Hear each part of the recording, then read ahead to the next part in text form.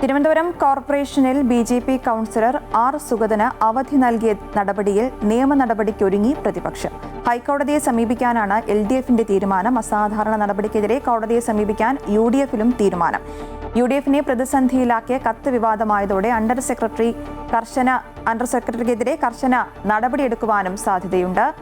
AB John Thomas തുടരുന്നുണ്ട്. AB, ഈ കോർപ്പറേഷനിലെ ബി.ജെ.പി. Councillor R. സുഗതന് അവധി നൽകിയൊരു നടപടി, അത് വലിയ വിവാദമാകുന്ന ഒരു സാഹചര്യം. അതിലിപ്പോൾ നിയമ നടപടിക്ക് ഒരുങ്ങുകയാണ് പ്രതിപക്ഷം. യു.ഡി.എഫും എൽ.ഡി.എഫും ഇത്തരത്തിലൊരു തീരുമാനവുമായി മുന്നോട്ട് പോവുകയാണ്. എന്താകും ഇനി വരുന്നൊരു ഇത്തരത്തിൽ മുന്നോട്ട് പോവുകയാണെങ്കിൽ എങ്ങനെയാകും കോർപ്പറേഷനിലെ സാഹചര്യം?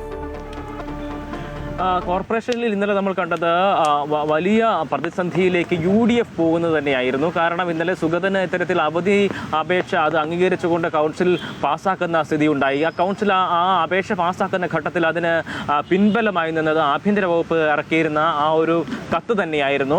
എന്തായാലും അത് വലിയ രീതിയിൽ യു.ഡി.എഫിനെ പ്രതിസന്ധിയിലാക്കുന്ന ഒരു നില തന്നെയാണുള്ളത്. എന്തായാലും ഇന്നലെ ഉണ്ടായ സംഭവം ഒരു തരത്തിലും അംഗീകരിക്കാൻ കഴിയുന്നതല്ല എന്നുള്ളതാണ് പ്രതിപക്ഷം ഏകകണ്ഠമായി തന്നെ പറഞ്ഞു വെക്കുന്നത്.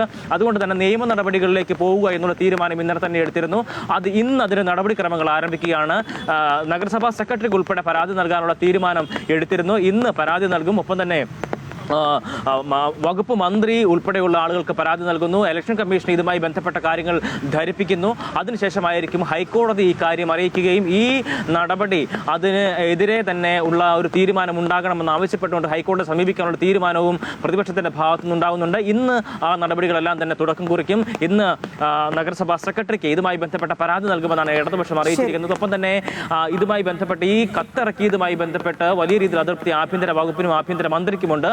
ആ നിലയ്ക്ക് അന്വേഷണം ഉൾപ്പെടെ പ്രഖ്യാപിച്ചിട്ടുണ്ട്. തുടർ നടപടികൾ ഉടൻ തന്നെ ഉണ്ടാകുമെന്നുള്ള പ്രതീക്ഷയാണ് ഉള്ളത്.